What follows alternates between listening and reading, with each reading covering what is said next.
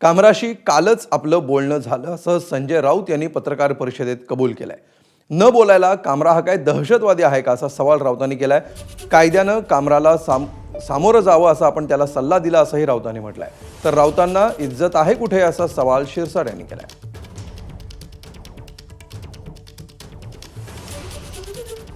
कुणाला कामरा हा देशद्रोही आहे का? कुणाला कामरा हा दहशतवादी आहे का?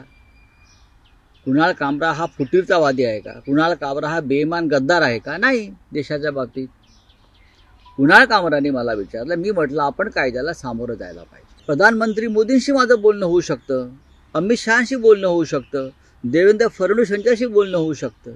माणसानं भिंती उभ्या केलेल्या नाही आहे त्या देशामध्ये आणि महाराष्ट्रामध्ये. कोणी कोणाशी बोलायचं नाही. का बोलायचं नाही? व्यक्ती स्वातंत्र्याचा अर्थ पहिले समजून घ्या. परंतु ज्यांना व्यक्ती स्वातंत्र्याचा अर्थच कळत नाही ते लोक अशी बेताल वक्तव्य करतात, बेताल वक्तव्य करतात.